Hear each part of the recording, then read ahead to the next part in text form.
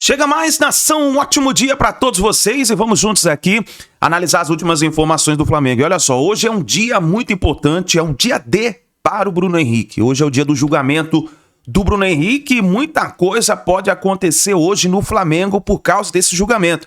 Vamos juntos aqui analisar o João Guilherme falando sobre isso, tem também o Vene Casagrande trazendo as informações sobre isso, mas vamos fazer o seguinte, chega aqui, dá aquela moral, deixa o seu like, vamos bater juntos uma meta aí de 3 mil likes para esse vídeo, para isso preciso de mais da força da torcida do Mengão, compartilhando o vídeo no seu grupo do WhatsApp com seu amigo flamenguista, e se você não é inscrito aqui no canal Meu Mengão React, aperte o botão aqui embaixo, se inscreva, ative o sino das notificações, assim sempre você estará recebendo todas as informações do Flamengo, tá bom? E coloca nos comentários aí de qual cidade você acompanha nossos vídeos pra gente saber onde tem torcedor do Mengão dando aquela moral aqui no nosso canal. Agora é o seguinte, vamos aqui analisar porque tem informações importantes sobre o mercado da bola. O Flamengo praticamente fez a melhor janela de transferência da história. O Flamengo, além de ter contratado jogadores, ainda ganhou dinheiro vendendo jogadores, né? Faturou praticamente quase meio bilhão de reais. Vamos então analisar aqui pro vídeo de hoje, Créditos João Guilherme, Créditos Vene Casagrande, bora para as notícias do Flamengo. Vou começar esse papo falando o seguinte, data FIFA é chato demais, ou coisa mala. Eu entendo, né, que as seleções têm as suas competições, tem que jogar, claro, todos nós entendemos, isso faz parte do negócio esporte, né? É uma indústria de entretenimento em que o esporte, e principalmente o futebol, é um dos pilares dessa indústria. Então, as competições de seleções, elas, é claro, rendem muito dinheiro, né? Rendem muita audiência, mundo afora, né? Mexe com o patriotismo, com o sentimento das pessoas, né? O nosso país sendo representado, né, por aqueles atletas de chuteiras e tal. Mas uma coisa, em qualquer parte do mundo, na minha opinião, está ficando cada vez mais evidente. Os clubes estão mais fortes e representativos do que as seleções.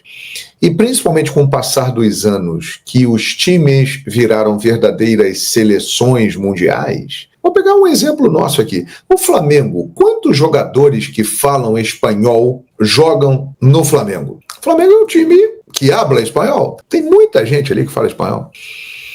E se você for para as grandes potências da Europa, aí é covardia, né? Você tem muitas vezes equipes em que a minoria é formada por gente daquele país ali, a grande parte de estrangeiros. Tudo isso começou a mudar com a Lei Bosman no início dos anos 90, que acabou ampliando aquela limitação, não existindo mais de limitação de 2, 3 estrangeiros por time em cada campeonato, acabou virando tudo uma grande comunidade, né? Então quem tinha o passaporte poderia entrar mesmo sendo de outro continente, jogar livremente, como se fosse um comunitário.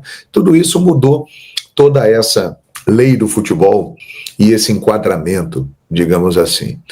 Isso passou a fazer com que os times virassem seleções mundiais. Na Copa do Mundo de Clubes recentemente, nós tivemos um número de nacionalidades bem maior do que das seleções de Copas do Mundo mesmo. E por quê? Porque ali tem muita gente de país que não vai ter chance de ir para a Copa do Mundo. Agora, com a Copa ampliada para 48 seleções, isso aí vai abrir mais. Mas não é todo o país que vai ter chance de ir para a Copa do Mundo. Tem gente que vai ficar de fora. E do jeito que o futebol está cada vez mais globalizado, os times estão virando verdadeiras seleções mundiais. Os grandes ídolos estão lá e jogam toda hora. Por exemplo, os nossos times vão ficar sem jogar 12, 13 dias. Está todo mundo desesperado, com saudade de ver o time jogar. Então, eu acho que é um fato. As seleções, elas continuam relevantes, mas elas perderam muito espaço para os clubes e continuarão perdendo. E eu acho que, num futuro bem próximo, a Copa do Mundo de Clubes será maior do que a Copa do Mundo de Seleções. Concorda comigo? Quero saber a sua opinião.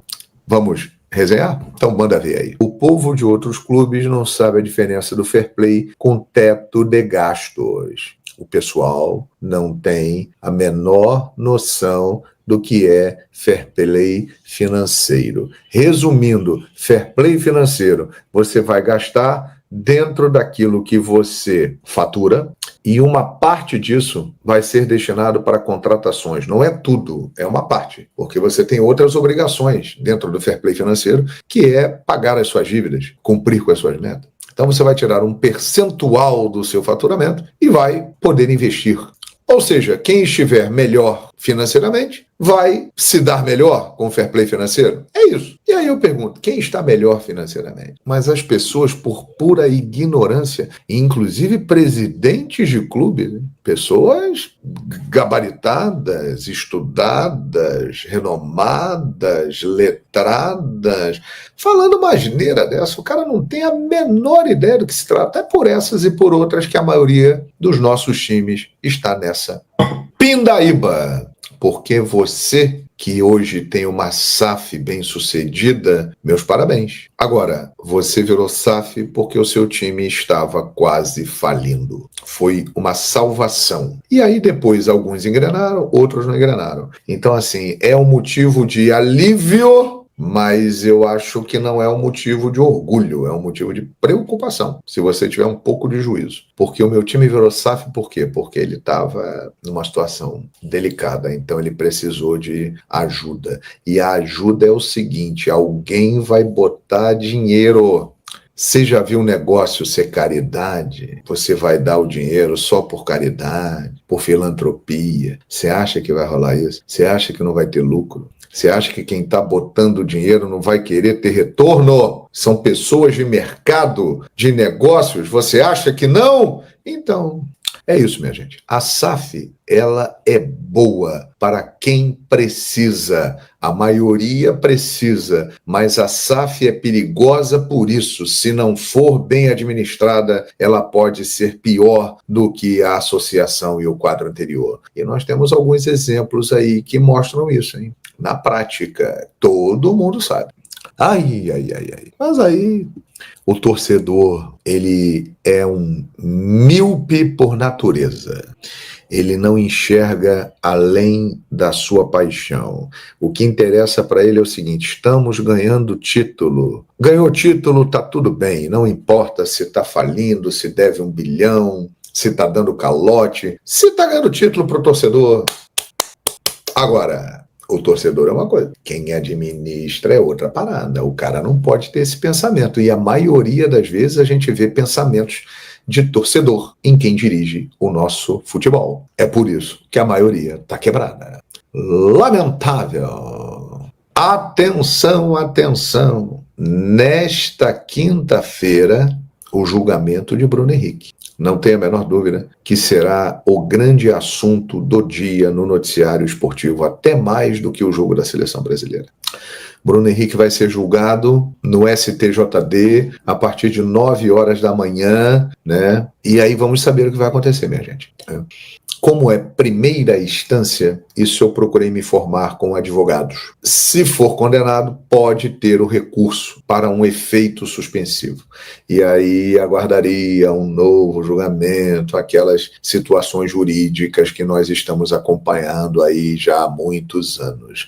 Mas amanhã, 9 da manhã, o julgamento de Bruno Henrique, devido àquela situação do cartão do jogo contra o Santos. Ele foi acusado de forçar o cartão e favorecer apostadores, será julgado na Justiça Desportiva amanhã e também o processo está correndo na Justiça Comum.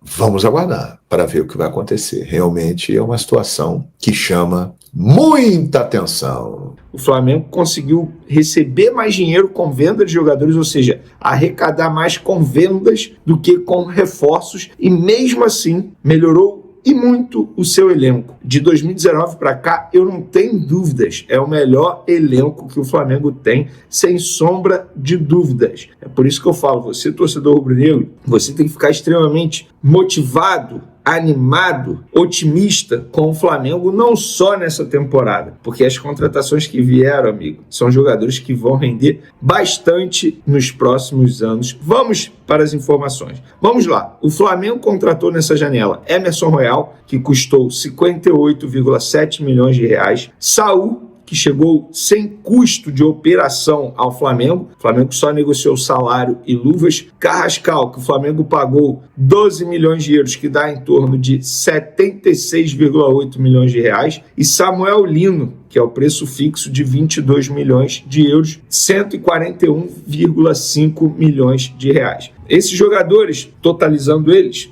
ainda teve o Jorginho, tá? Que também chegou de graça, tal como o Saul, 277 milhões de reais. As saídas foram: o Flamengo negociou aí 7 jogadores. Vamos lá. Wesley, Gerson, Vitor Hugo, Lucas Furtado, querendo ou não a gente bota nesse balaio aí, Matheus Gonçalves, Lohan e Schola. Só que o Wesley, vendido por 25 milhões de euros, dá 162,2 milhões de reais. Gerson, 25 milhões de euros, mas na ocasião o valor do euro estava um pouquinho menor, ou seja, ficou 160,6 milhões de euros. Matheus Gonçalves, vendido ao Ali por 9 milhões de euros. Lohan foi emprestado ao Pisa, mas o Flamengo ganhou 500 mil euros pelo empréstimo, dá 3,1 milhões de reais. E o Schola, que o Flamengo vendeu 50% por 2,1 milhões de reais. Isso dá aí 378,5 milhões de reais. Ou seja, o Flamengo ganhou mais com as saídas, com jogadores que não eram utilizados, não estavam sendo muito utilizados, exceto Wesley, obviamente,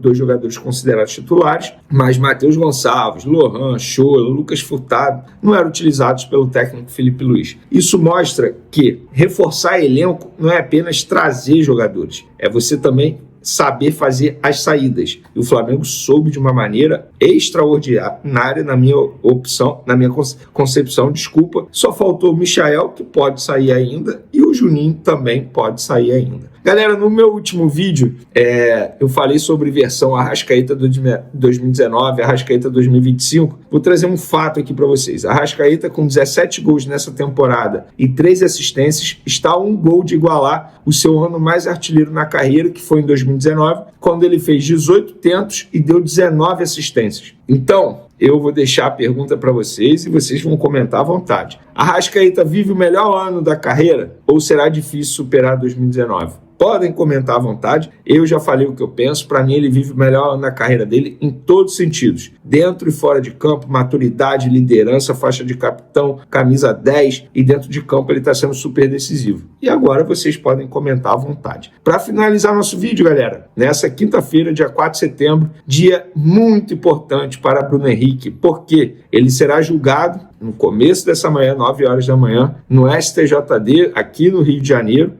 por supostamente ter forçado um cartão amarelo e beneficiar apostadores em 2023, naquele jogo contra o Santos, no estádio Mané Garrincha. Vamos lá. E ele pode ser punido. Ele foi denunciado pela Procuradoria do STJD em vários artigos, tá? Vários mesmo. E as penas acumuladas vão de suspensão de 360, ou seja, 1 ano, a 720 dias, 2 anos. E suspensão de 12 a 24 partidas e 3 multas de 100 a 100 mil reais. Então ele pode pegar 2 anos de suspensão, galera. Ou até 24 partidas. Gente, assim, é torcer para que isso não aconteça. Porque se isso acontecer, estamos falando de um Bruno Henrique já com uma certa idade avançada. E se ele ficar 2 anos parados, como vai ser o retorno desse jogador? Obviamente, não vai voltar muito bem. E se voltar, porque a gente não sabe qual vai ser a decisão, caso ele tome essa suspensão de 2 anos. Agora, o que me chama a atenção, e assim, sem juízo de valores, tá? Pelo amor de Deus, não estou aqui dizendo que o STJD está errado, mas me chama a atenção a agilidade para resolver a situação do Bruno Henrique e a falta de agilidade para resolver as pendências financeiras de clubes que devem outros clubes aqui no Brasil. É o caso do Atlético Mineiro devendo ao Cuiabá, do Internacional devendo ao Flamengo, do Santos devendo ao Cuiabá, e a CNRD, uma demora danada.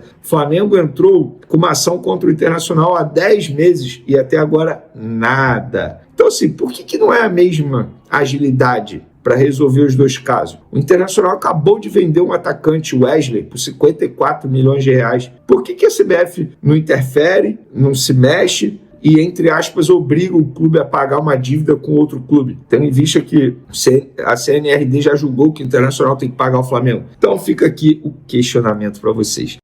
Nação, tá aí então as últimas informações do Flamengo. Hoje a expectativa vai ser muito grande por causa do julgamento do Bruno Henrique. Nós vamos ficar de olho e tentar acompanhar todas as informações, o que pode acontecer, o que vai acontecer, né?